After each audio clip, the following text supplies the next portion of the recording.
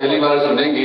आज उनका उपन्यास आया, बहुत अच्छा है, पढ़ने में बहुत रुचिकर लगेगा आपको भी, और बहुत शानदार किताब यहाँ पर साया हुई है प्रसन्न प्रकाशन के माध्यम से।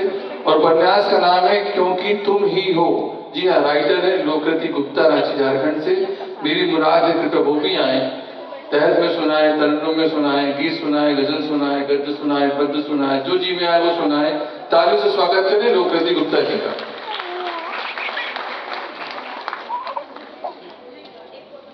सर्वप्रथम माँ शारदे को नमन और इस मंच को नमन।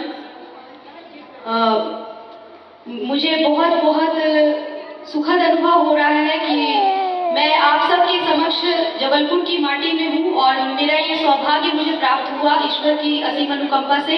और सर्वप्रथम मैं आभार और सादर धन्यवाद व्यक्त करना चाहूँगी आदरणीय विनोद नयन जी का, आदरणीय रानू लुई जी का और प्रसंग परिवार के सभी सदस्यों का, और साथ ही कल्याणी झा, आदरणीय कल्याणी झा कनक दीदी का भी, कि वो मुझे यहाँ पर लेकर आई और मार्गदर्शन किया। मैं बस पंक्तियों में ही रखूंगी अपनी बातों को, और मुझे लगता है कि आप सब उससे जरूर जुड़ पाएंगे। जिसके जीवन में माँ नहीं होती है तो उसका क्या होता है, बस इन्हीं पंक्तियों के साथ आपसे जुड़ने का प्रयास करूंगी।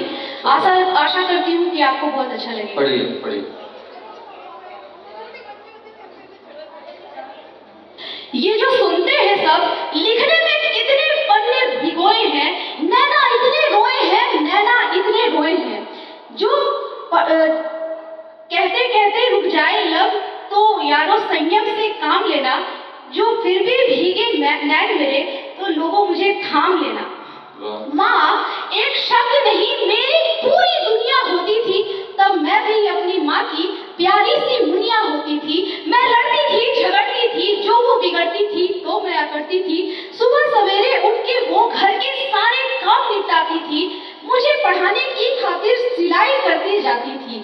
स्कूल को देर हो जाती थी, वो कौन खिलाती थी। लाडो गुड़िया रानी कह के मुझको वो बुलाती थी। लाडो गुड़िया रानी कह के वो मुझको बुलाती थी। जन्मदिन पर मेरे को मुझे राजकुमारी बनाती थी। ऐसा होके कितना बड़ा काम किया है ऐसा मुझे जताती थी। मेरी लंबी आयु की खातिर मुझे वो मंदिर ले जाती थी। ऐसे जैसे मेरा जन्मदिन उसका उत्सव होता था, मन मंदिर में उसके पंछी का कलरव होता था। उतने पैसे होते नहीं थे, न जाने इतना कुछ कैसे कर जाती थी। जब मैं थोड़ी बड़ी हुई वो मुझको काम हराती थी। मैं सीधे से ना कहती और उसे सताती थी। टीवी पे रेसिपी देख उस पर हुक्म चलाती थी। वो हंस के कहती तेरे बाप की नौकर हूँ, मैं हाँ कह के भाग जाती थी। अगले दिन वो टीवी वाले पकवान मुझे खिलाती थी। बदमाशियों में मेरी वो बेलन कलछी जैसे शस्त्र उठाती थी और हर साल दशहरे पे मुझे वो नए वस्त्र दिलाती थी। खुद पुराने वाले से ही काम चलाती थी। अब मैं थोड़ी और बड़ी हुई, अपने पैरों पर खड़ी हुई। स्वेटर पहनो, सामान ठीक से रखो, जैसी बातें वो मुझे बताती थी। तब मैं चिल्लाती थी। मैं फोन के बटन दबाती थी, वो मुझ संग बैठना चाहती थी। जो दोष स्वयं का ना मानूं तो स्वयं से स्वयं का छल होगा। अनभी की थी मैं कि ऐसा मेरा आने वाला कल होगा। एक दिन उस देवी के जीवन का अंत हुआ। सुनो जरा यारों की क्या मेरा जीवन पर्यंत हुआ।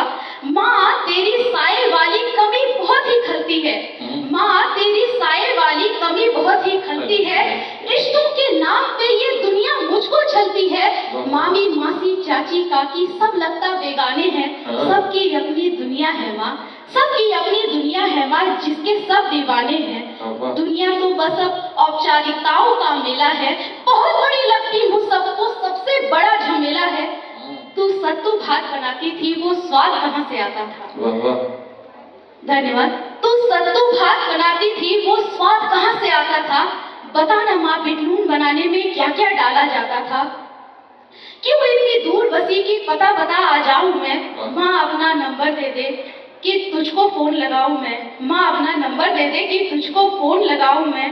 पता है माँ आवाज मेरी आज भी तुझे आती तो होगी। आज भी क्या है दर्द मेरा बिन कहे समझ जाती तो होगी। आज भी क्या है दर्द मेरा बिन कहे समझ जाती तो होगी। धन्यवाद।